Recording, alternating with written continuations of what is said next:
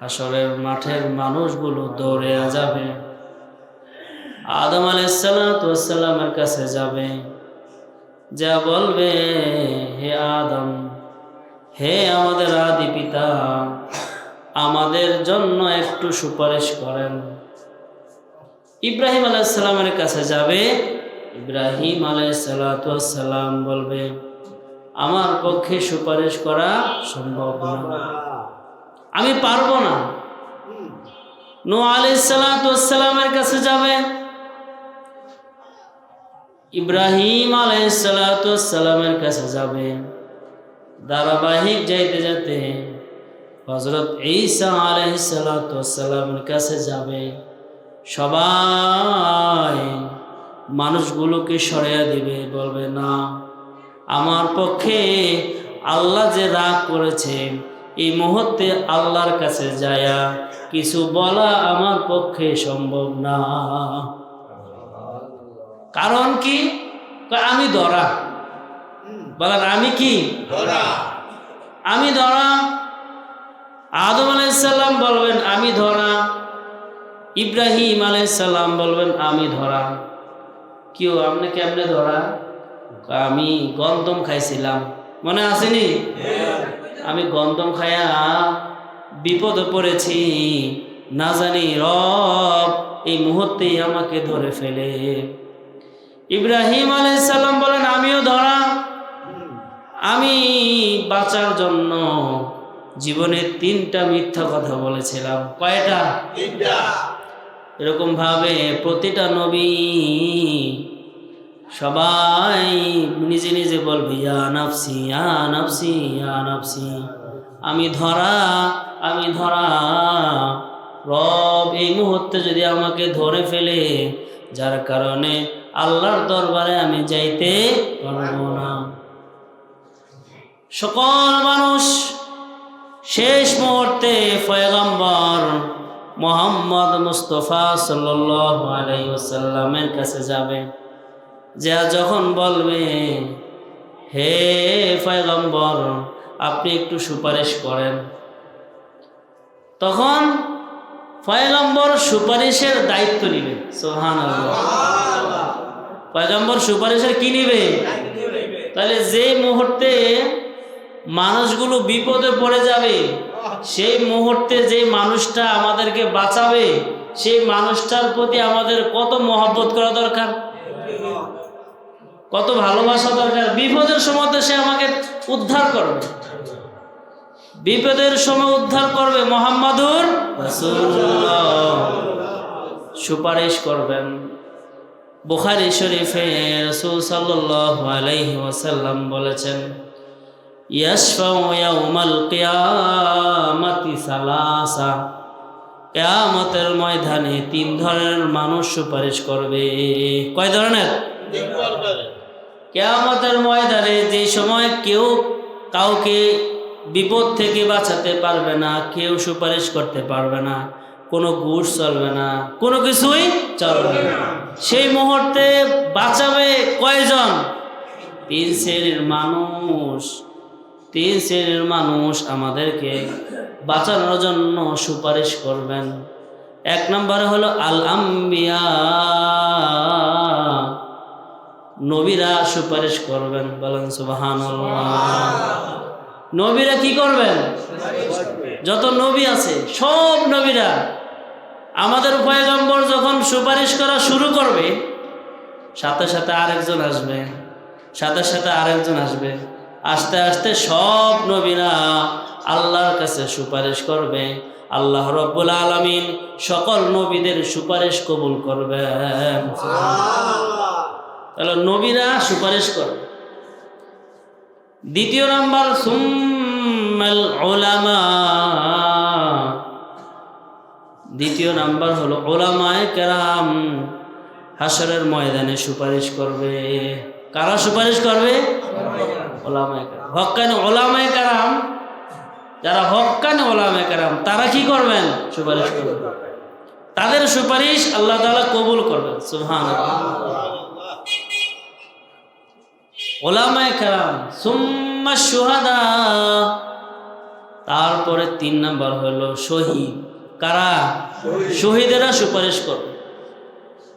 আলেম ওলামায়ে কেরাম যারা রয়েছেন, তারা যারা হক পন্থী, যারা হকের উপরে থাকে, কোরআন এবং হাদিসের উপরে যারা থাকে, যারা মানুষের উপরে ইনসাফ করে, এই সকল হক কানে ওলামায়ে কেরাম হাসরের ময়দানে মানুষের জন্য রহমত হবে। সুবহানাল্লাহ।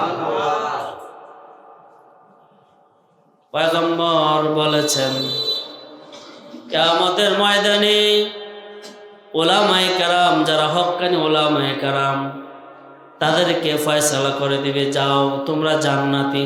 সুবহানাল্লাহ। ওলামায়ে কেরাম যারা কোরআন হাদিস জানেন, কোরআন হাদিস অনুযায়ী যারা আমল করছে, তাহলে কোরআন হাদিস অনুযায়ী যারাই আমল করবে তারাই কই যাবে? জান্নাতে যাবে। তো যারা হক্কানি আলেম, তারা কোরআন জানছে, কোরআনের উপরে কি করছে? আমল করছে, তো তাদেরকে হাসরের ময়দানে আল্লাহ তাআলা ফয়সালা করে দিবেন, যাও তোমরা জান্নাতে চলে যাও। ওলামায়ে কেরাম দলে দলে, হক্কানি ওলামায়ে কেরাম দলে দলে দলে দলে তারা জান্নাতে যাইতে থাকবে, জান্নাতে যাইতে থাকবে, জান্নাতে যাইতে থাকবে। রাসূল সাল্লাল্লাহু আলাইহি ওয়াসাল্লাম বলেন, ইউকালু লিল আলিমি ইয়াউমাল কিয়ামা, কিয়ামতের ময়দানে যখন আলেমরা হাইটা হাইটা হাইটা হাইটা জান্নাতের দিকে চলে যাবে, তো রব্বুল আলামিন ডাক দিয়া বলবে, কুম। কি বলবেন? কুম, হে আলেম দাঁড়াও, হয়ে দাঁড়াও। কই যাও? ফাশফা লিন্নাস, তোমাদের পরিচিত মানুষদের জন্য তোমরা সুপারিশ করো। সুবহানাল্লাহ। তো যাইতো গিয়া জান্নাতে, যাওয়ার গেটের আগে দিয়ে বলবে, এই দাঁড়াও, কই যাও? আপনারা বলছেন জান্নাতে যাইতে, তুমি জান্নাতে যাও কেন? তোমাকে তো আমি একটা ক্ষমতা দিছি। ক্ষমতা কি? ফাশফা লিন্নাস, তুমি মানুষদেরকে সুপারিশ করো। ফায়াশফাউ, অতঃপর আলেমরা মানুষের জন্য, যাদের পরিচিত মানুষদের জন্য সুপারিশ করবে। রব্বুল আলামিন আলেমদের সুপারিশ কবুল করে নিবেন। হাদিসে বর্ণিত আছে, একজন আলেম কত পরিমাণ মানুষকে যে সুপারিশ করবে তার নির্দিষ্ট সংখ্যা জানা নাই। কতজন? এক এক গ্রামে যত মানুষ হইতে পারে, বড় বড় গ্রাম, কি গ্রাম? বড় বড় গ্রামের মধ্যে যত মানুষ হইতে পারে, এরকম এক এক গ্রাম, এক একজন আলেম একটা গ্রামের সকল মানুষকে সুপারিশ করে জান্নাতে নিয়ে যাবে। আরেকটি হাদিসে বর্ণিত আছে, আলেমরা জান্নাতে যাইবে। আলেমরা জান্নাতে যাইতেছে, কার হুকুমে যাইতেছে? আল্লাহর রহমতে। আলেমরা যখন জান্নাতে যাবে, যাইতে থাকবে যাইতে থাকবে, হঠাৎ করে আল্লাহ তাআলা বলবেন, কিফ, হে আলেম দাঁড়াও, দাঁড়াও, কই যাও? আল্লাহ জান্নাতে যাইতেছি। আল্লাহ তাআলা বলেন, ফাশফা লিন্নাস, তুমি মানুষদেরকে সুপারিশ করো। লিমান আহবাবতা, বলেন লিমান আহবাবতা। রাসূল সাল্লাল্লাহু আলাইহি ওয়াসাল্লাম বলেন, আল্লাহ রাব্বুল আলামিন আলেমদেরকে সুপারিশ করতে বলবে, হে আলেম তুমি কই যাও? তা আমি জান্নাতে যাই। ওই তোমাকে যারা মহব্বত করেছে, লিমান আহবাবতা, যারা তোমাকে কি করছে? যারা তোমাকে মহব্বত করছে, ওই সকল মহব্বতকারী ব্যক্তিদেরকে নিয়ে তুমি জান্নাতে চলে যাও। ওয়া আহসানতা ইলাইকা, এ আলেম তোমার উপরে যে ইহসান করেছে, কি করেছে? দয়া করেছে। আলেমদের উপরে যারা দয়া করেছে, ইহসান করেছে, মহব্বত করেছে, তাদেরকে সুপারিশ করে তুমি জান্নাতে নিয়ে যাও। আরেকটি হাদিসে বর্ণিত আছে, আলেমরা জান্নাতে যাইতে থাকে। আলেমরা জান্নাতে যাইতে থাকবে, আর মানুষেরা আলেমদের জান্নাতে যাইতে দেখাটা কি তারা চাইতে থাকবে। আলেমরা জান্নাতে যাইতেছে, বহু সংখ্যক আলেম জান্নাতে যাইতেছে, আর কি সুন্দর চেহারা, নুরানি চেহারা নিয়ে যখন জান্নাতের দিকে রওনা দিবে, হঠাৎ করে পরিচিত একজন ডাক দেবে, আসসালামু আলাইকুম হুজুর, কই যান? তো বলো আমি তো জান্নাতে যাই। আপনি মনে নাই, আপনি আমরা চিনেন না, আমি না আপনার পানি দিয়েছিলাম, সুবহানাল্লাহ, আমি তো আপনাকে পানি দিয়েছিলাম, আমি তো আপনাকে একটু হাদিয়া দিয়েছিলাম, আমি তো আপনার একটু খেদমত করেছিলাম, আপনাকে আমি একটু উপকার করেছিলাম, আপনার লগে না আমার সম্পর্ক হয়েছিল, আমি না একদিন আপনার লগে মুসাফা করছিলাম, সুবহানাল্লাহ। আমি আপনার লগে কি করছি? বড় আলেম ওলামা, হক্কানি আলেম ওলামা যখন আসে তো ওনাদের হাতে আমরা অনেক সময় মুসাফা করি না, তো এরা মনে করেন না মুসাফা করছি, হুজুরে গেছি গিয়ে আমিও গেছি গিয়া, নাই না, হাসরের মাঝে এই মুসাফা কি লাগবো?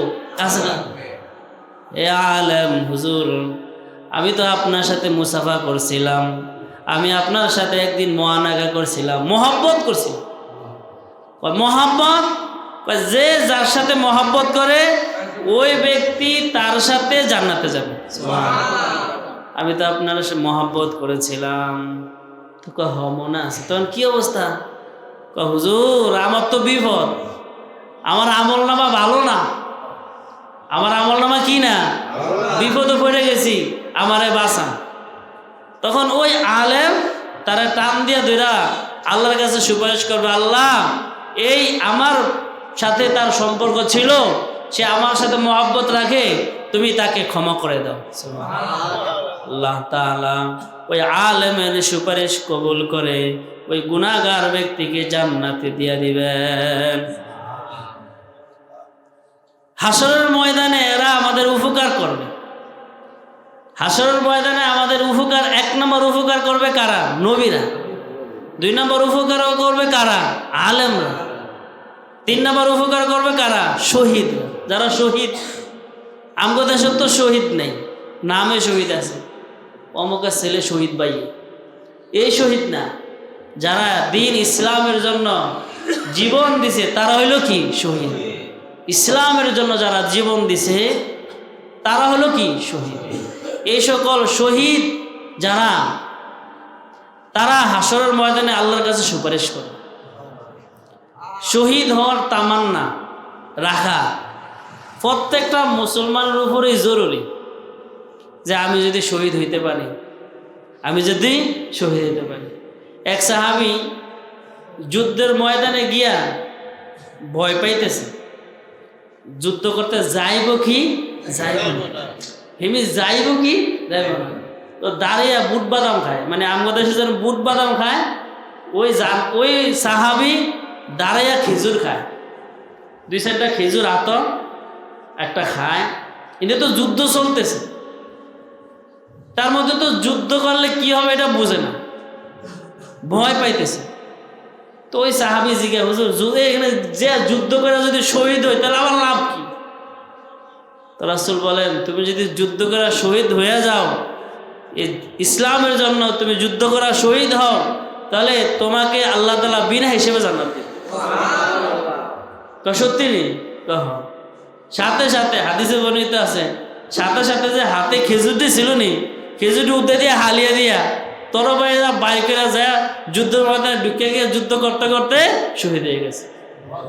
রাসূল সাল্লাল্লাহু আলাইহি সাল্লাম বলছে, এই যে ব্যক্তি বাইরেরা যুদ্ধ করলো আর শহীদ হইল, ওই ব্যক্তি জান্নাতি। তাহলে যুদ্ধ করতে গেছে, রাসূল এই ব্যক্তিকে কি দিছে? জান্নাত, শহীদি মর্যাদা, একটা সুসংবাদ দিছে। যারা শহীদ হয় তাদের যেভাবে আছে তাদেরকে এভাবেই জানাজা দেওয়া হয়, এভাবেই তাদেরকে মাটি দেওয়া হয়। সুবহানাল্লাহ। মানে তাদের আর কোনো কাপড় নাই, তাদের এভাবেই তাদেরকে কি দেওয়া হবে? মাটি দেওয়া হবে, যারা শহীদ। আর হাদিসে বর্ণিত আছে, যারা শহীদ তারা হাসরের ময়দানে শরীর থেকে রক্ত ঝরতেছে এরকম অবস্থায় তারা হাসরের ময়দানে উঠবে। আর তাদেরকে দেখা সবাই সাইড দিয়ে দিবে, যাও কি আল্লাহর মেহমান আসতেছে, জবরদস্ত আল্লাহর বন্ধু, আল্লাহর কি তো শহীদদেরকে আল্লাহ তাআলা সেই মর্যাদা দান করবে।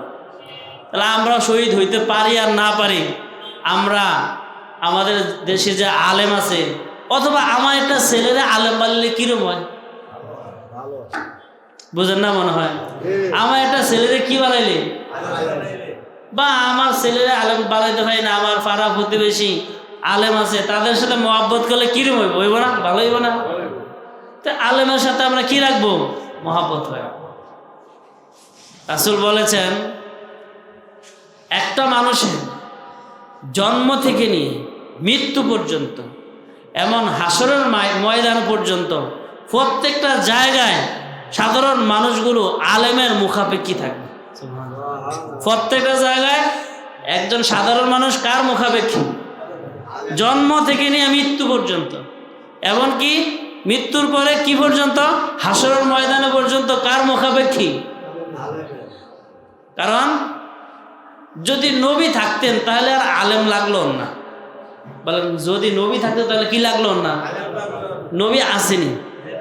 নবীজি বলছেন আনা খাতামুন নবী, আমি হইলাম শেষ নবী, আমার পর আর কোনো নবী নাই।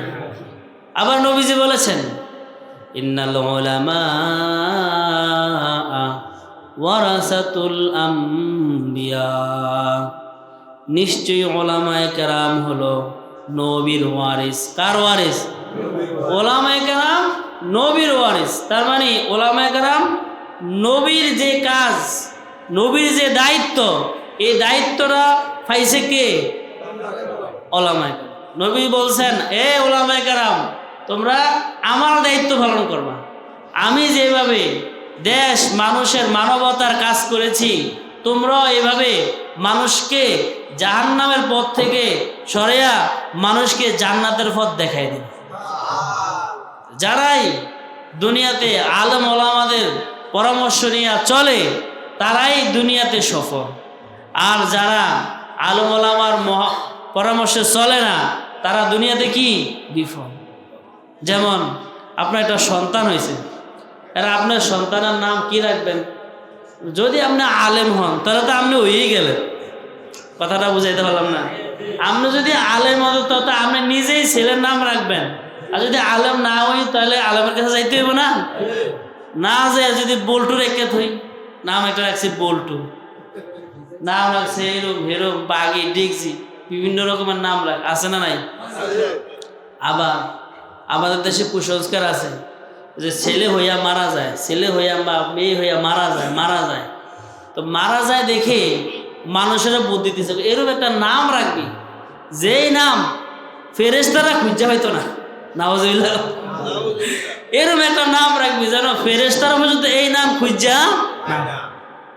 কারণ তুমি যদি আব্দুর রহমান রাখো তাহলে আব্দুর রহমান তো ফেরেশতারা চিরে, মুসলমানের নাম, তাই ধরব। আব্দুর রহিম রাখো ধরব। এরকম একটা নাম রাখবে যেটা মানুষের নাম না। তো নাম রাখে কি? নাম রাখে ডেকজি। আচ্ছা আমাদের দেশেরটা কইতেছে বাঘি নাম রাখছে কি? আচ্ছা গ্রামে এখন যদি আমার লাগে লন নামাজের পরে ভেতর দেয় আমো ছোটবেলা তার লাগে খেলছি, সবাই তারে কি কইছে? বাঘি কইছে। অন তার নাম সাইফুল। এখন তারা ডাকে সাইফুল। এই জন্য মানুষের নাম রাখতে হইলে কুসংস্কার রাখতে হইব আলেম ওলামা ছাড়া রাখলে। আর যদি আলেম ওলামার সাথে মহব্বত করিয়া যাই বলেন হুজুর আমার একটা ছেলে হয়েছে, আমার একটা মেয়ে হয়েছে, তাহলে আলেম ওলামা কি নাম দিব?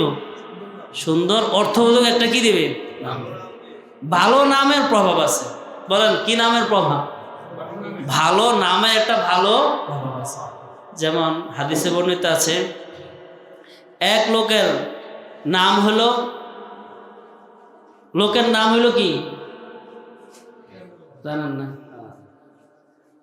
মানে একটা অসুস্থ রোগ, লোকের নাম কি? সাকিম। বলেন নাম কি? সাকিম। সাকিম অর্থ কি? তো সাকিম অর্থ হলো অসুখ।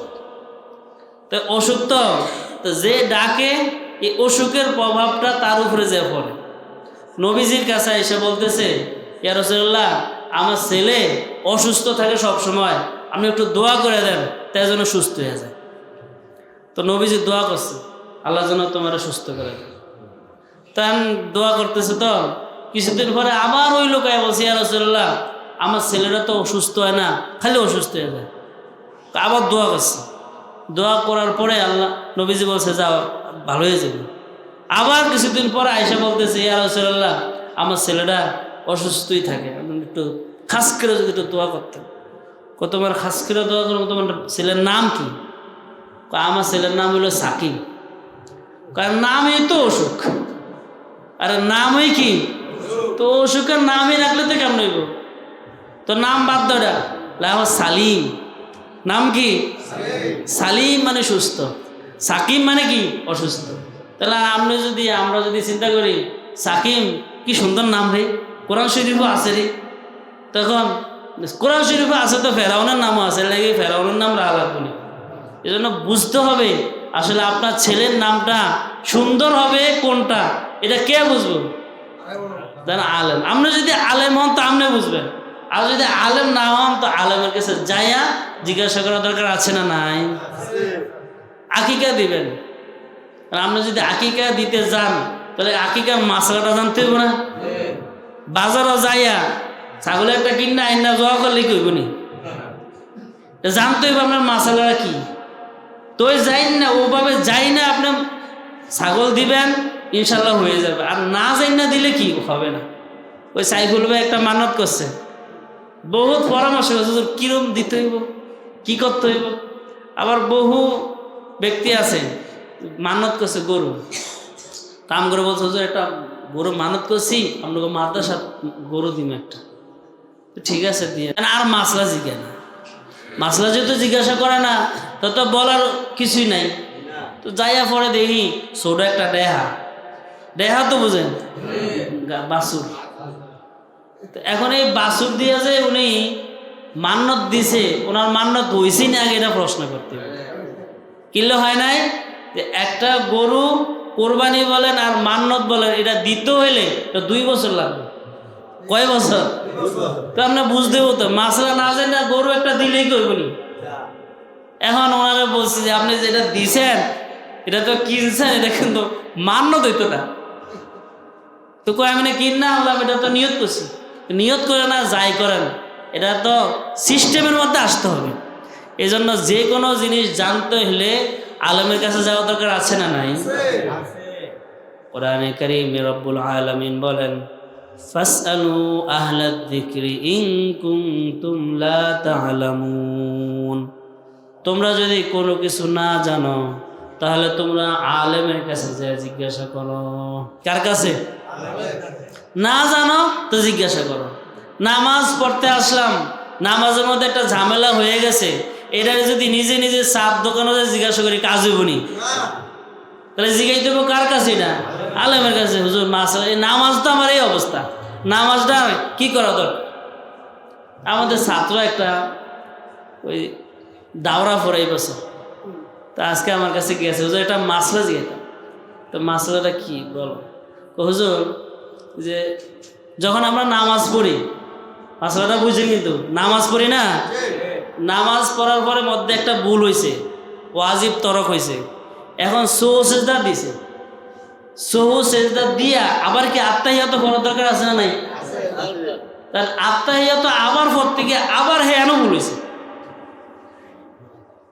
আত্তাহিয়াত সহু সেজদা দিছে, দিয়া আত্তাহিয়াত ফেরা কি দিবে? সালাম ফিরলে নামাজ হইব। হে উনি সালাম ফিরে মানে সহু সেজদা দিয়া যখন আত্তাহিয়াত পড়ছে ওখানে আবার কি করছে? ভুল হয়েছে। এখন কি সহু সেজদা দেন আবার লাগবে না। এখন এটা কি জানার দরকার আছে না নাই? আপনারও তো এরকম ভুল হইতে পারে, আমারও তো ভুল হইতে পারে। এখন ভুল সহু সেজদা দিলাম, আবার আত্তাহিয়াতের মধ্যে আবার গন্ডগোল করে কি করছে মানে সালাম ফিরিয়া একদিকে সালাম ফিরিয়া 2টা সিজদা দিয়ে পয়সা আলহামদুলিল্লাহ করতে আছে। করার দরকার ছিল কি? করতে আছে কি আলহামদুলিল্লাহ। আলহামদুলিল্লাহ কুলাউজুবির নাচ পইরা আবার দেখেছি কি রে কুলাউজুবির নাচ করতেছি, এখন তো আত্তাহিয়াত করার দরকার, আবার আত্তাহিয়াত করছে। তাহলে এখন এই যে ভুলটা হইল এটা কিন্তু স্বাভাবিক নিয়মে উনি আবার কি করছে? আবার সহু সেজদার কাম কইরা বইছে। কি করা দরকার? তারা জিজ্ঞাসা করছে তো বললাম যে তুমি তো জানো যে যেই ফেস দাওরা হাদিস যারা দাওরা পড়ে তো যেই ফেস বাজলে এই বাতায়া বাজলে ও বাতায়া এত এত মাসলা এত এত ইমাম কথা বলে ফতুয়া কোনোরকম এটা বোঝা কি মুশকিল। এই জন্য আলেমরাই তো বর্তমানে জিগাইতেছে, বড় বড় আলেম যারা তারাই মাসলার মধ্যে পেশ লাগলে বড় আলেমদের কি করে জিজ্ঞাসা করে। আর আমরা যারা সাধারণ আমরা যদি চিন্তা করি আরে আল্লাহ মাফ করবো, আল্লাহ মাফ করবো, তা আল্লাহ তো এটা বলে নাই তুমি করতে থাকো আমি মাফ করে দেবো, এটা কি বলছে? আল্লাহ বলছেন ফাসআলু আহলা যিকরি ইন কুনতুম লা তা'লামুন। আপনাদের মধ্যে প্রশ্ন থাকতে পারে হুজুর মাসলাটা আসলে কি? সৌসিজদা নামাজের মধ্যে একটা দেয়, বলেন কয়টা? একটা। মানে একটা নামাজে আপনার যদি একাধিক সৌসিজদা হয় তাহলে সৌসিজদা দিতে হয় কয়টা? যেহেতু একটা সৌসিজদা দেওয়া হয়েছে, কারণ আবার যদি ভুল করছে তখন আর দ্বিতীয়বার সৌসিজদা লাগবে না। কথা ক্লিয়ার? তাহলে সৌসিজদা নামাজের মধ্যে কয়টা দিতে হয়? নিয়মতান্ত্রিকভাবে নামাজের শেষ দিকে গিয়ে এই সৌসিজদাটা দিবে। যদি এরপরে সৌসিজদা দেওয়ার পরেও যদি কোনো ভুল হয় তাহলে আর দিতে হবে না। তাহলে আমরা বিপদে আপদে আমাদের জন্ম থেকে মৃত্যু পর্যন্ত আমরা কার কাছে মুখাপেক্ষী? নবীরা আমাদের সুপারিশ করবে, আলেমরা আমাদের কি করবেন? সুপারিশ করবেন। এবং আলেমদের সাথ থেকে আমরা জন্ম থেকে মৃত্যু পর্যন্ত বিয়ে শাদী তো আমরা করি না? যাইয়া যদি বিয়ে করে নিয়ে আসেন এটা হালাল হইব না হারাম হইব? কেমন হইব? বিয়েটা কেমনে করতে হয়, মেয়েটা কেমনে দেখতে হয়, মেয়ে দেখতে কে কে যাইতে হয়? আমরা তো হড়ালা যাই গে, হড়ালা যাই না? হড়ালা একদিকে বাপ, একদিকে বোনের জামাই, একদিকে চাচা, আরো কি আরো যত বন্ধু বান্ধব আছে সব একসাথে গোলিয়া বয়, আর মেয়ে একটা আনে, সবাই চিড়িয়াখানার মতো কি দেখতে থাকে। দেখার পরে ইন্দাসা হুকিয়া হিন্দাসা হুকিয়া, এটা কিরম দেখা যায়? ইসলাম তো এটাকে পছন্দ করে না। ইসলাম বলে মেয়েকে দেখবে সর্বপ্রথম ছেলে। কে দেখতে পারবে? ছেলে। এছাড়া অন্যান্য মেয়েরা তো মেয়েদের দেখতে পারবে, তাহলে যে বিয়ে করবে সে দেখবে। এখন আমাদের দেশের অনেক বাবা আছে তারা বলে হ্যাঁ আমি ফোলা বিয়ে করামো, আমার ফোলার বউ আমি দেখতাম না, তাহলে আমি বিয়ে করাইতাম না। ডাইরেক্ট ফতুয়া দিয়ে দিছি। এত বড় ফতুয়া আপনি দিয়েছেন কি লেগে? এই জন্য জানার দরকার আছে না নাই? আপনি তো এই বউ এখন দেখতে পারবেন না। বিয়া করার পরে যখন কবুল বলবে, কবুলের পরে এরপরে শ্বশুর হয়েছেন আপনি, ওখানে আপনি দেখতে পারবেন। কথা বুঝেন না মনে হয়? আপনি ছেলে কবুল বলবে, কবুলের পরে আপনি কি হয়েছেন? শ্বশুর হয়েছেন।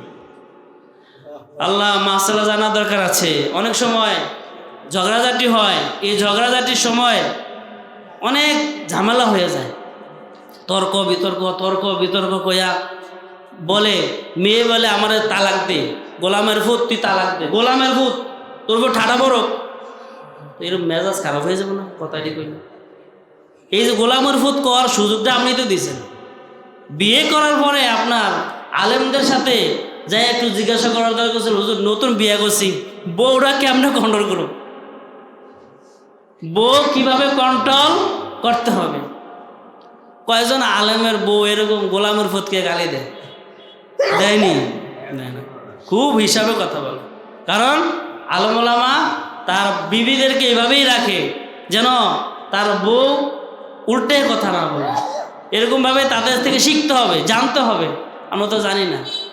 ওমানে 5-6টা 14 কুশির তালাক দিয়া এরপরে ইমাম সাহেবের কাছে হুজুর মেজাজ টেজাজ খারাপ ছিল, রাগ উঠে গেছে, তালাক দিয়ে দিছি, এখন বউটা লাগবো।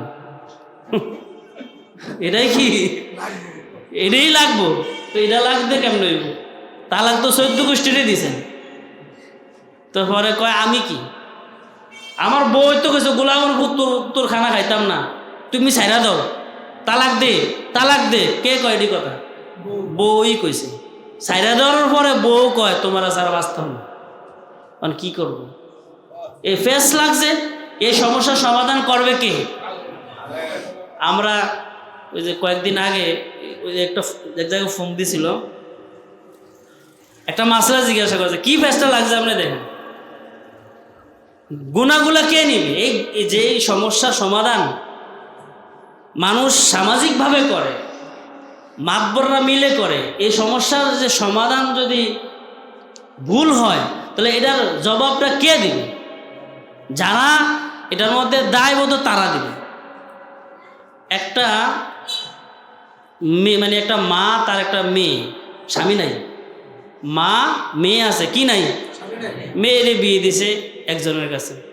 দেওয়ার পরে ওই মা এই যে ছেলের কাছে তার মেয়েরে বিয়ে দিছে, সম্পর্ক করছে তার সাথে, নাউজুবিল্লাহ।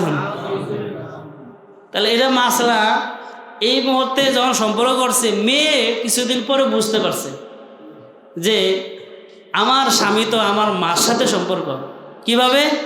মেয়েরে বলে তুমি থাকো, আমি আর শাশুড়ি আম্মা মিলে মার্কেটে যাই, মার্কেটে যায় শাশুড়ি লইয়া, কিছু কিনতে যায় শাশুড়ি লইয়া, যেটা কিনে শাশুড়ির লগে একটা কি বৈশাখ সময় কাটায়, রাত্রও চলে যায়, নাউজুবিল্লাহ।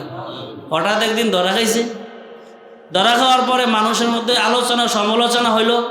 সমালোচনার পরে এখন মাতবর, এলাকার মাতবররা মিলে বলছে তাহলে এটা একটা কিছু করা দরকার। কিছু করেন, কি করা যায়? পোলারে জিজ্ঞেসে কি ব্যাপার, তুমি যে কাম করছো ঘটনা কি আর বা নাই? ইন্দা মা, ইন্দা কি মেয়ে, ইন্দা মা, ইন্দা মেয়ে, তুমি হলো জামাই, তুমি একজন, তুমি কি করবা? হ্যাঁ করে জিজ্ঞান, হ্যাঁ কি কর? মেয়ের জিজ্ঞাসে, এই মেয়ে, তোমার স্বামী এই কাম করছে, তুমি কি করবা? আমি এর ভাত খাইতাম না। কার ভাত খাইতো না? খাইতো না। কিভাবে খাইবো? এই ইসলামী তো কয় নাই। যাক, মেয়ে কি বুঝে বলছে জানি না, মেয়ে বলছে আমি এই জামার ভাত খাইতাম না। মারা জিজ্ঞাসে, আপনি কি করেন? কয় হ্যাঁ যদি রাজি হয় তা আমি এই বলে বিয়ে করব। সমাজের সবাই মিললে কয় কেউ জামাই তুমি কি কও? হ্যাঁ যদি রাজি হয় তা আমি বিয়ে করব। তাহলে পরবর্তীতে সমাজের মানুষরা এই মার সাথে আরে মেয়ে জামার সাথে কি দিয়ে দিছে? দিয়ে দিছে। গুনাহটা কে নেবে? সান্দু মিলে গেছে দেখা মিলিয়ে দিছেন। এই মিলিয়ে দিলে গুনাহ নিব কি? এই জন্য এই মজলিসের মধ্যে একজন আলেম থাকা দরকার ছিল। কি থাকা দরকার ছিল? আপনারা যে মাসলাটা জানছেন, এই মাসলাটা আপনাদের জানা মতে একজন ভালো আলেমের জিজ্ঞাসা করে দেখবেন বিয়ে হয়েছে, তাকে জিজ্ঞাসা, বিয়েই তো হয় না, বিয়েই আজীবনের জন্য এই মা এই লোকের সাথে কখনোই বিয়ে করতে পারবে না, আজীবন। আজীবন যদি সাইরাও দেয়, মাইয়া মইরা গেছে, তারপরও এই জামাই এই শাশুড়ি বিয়ে করতে পারবে না। কিয়ামত পর্যন্ত যদি বাঁচে, এদের মধ্যে আর কোনোদিন বিয়ে হইতে পারবে না। শরীয়ত এটা কি নিষেধ করছে।